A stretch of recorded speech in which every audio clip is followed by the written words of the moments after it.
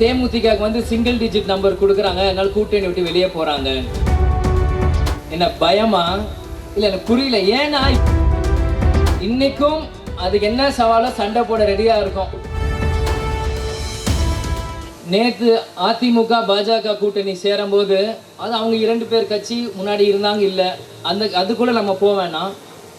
ஆனால் இங்கே இருக்க ஊடகங்கள், இங்கே இருக்க அரசியல் விமர்சகர்லாம் நேற்று உடனே எல்லா நியூஸ்லையுமே தேமுதிகக்கு வந்து சிங்கிள் டிஜிட் நம்பர் கொடுக்குறாங்க, அதனால கூட்டணி விட்டு வெளியே போகிறாங்க. இன்னைக்கு கூட்டணி சேர்ந்தது வந்து ஏடிஎம்கே பிஜேபி. அவங்க அமித்ஷா வந்தார், அண்ணாமலையை விலகிட்டாங்க, நயனார் நாகேந்திரன் அவர் உள்ளே வந்திருக்காரு, இன்னைக்கு இபிஎஸ்ன்னு எல்லாரும் சேர்ந்துட்டாங்க. ஓகே, எங்கே இருந்தீங்களே தேமுதிக வந்தது?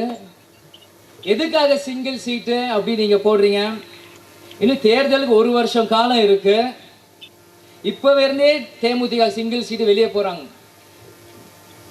என்ன பயமா?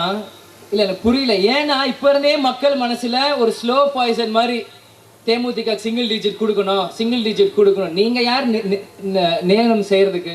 எங்களோட மதிப்பு, எங்களோட கெப்பாசிட்டி என்னன்னு தேமுதிக காரனுக்கு மக்களுக்கு தெரியும். இனி 1 வருஷம் காலம் இருக்கு. அது சிங்கிள் டிஜிட்டா, டபுள் டிஜிட்டா, ட்ரிபிள் டிஜிட்டான்ட்டு எந்த கூட்டணி போகிறோமோ அந்த 2 தலைவர்கள் முடிவு பண்ணுவாங்க. ஊடகங்களுக்கு என்ன அவசரம்? இனி எல்லா கட்சியிலையும் அடுத்த கட்ட தலைவர்கள் வராங்க. இன்னைக்கு நடிகர்கள் அரசியலுக்குள்ள வராங்க.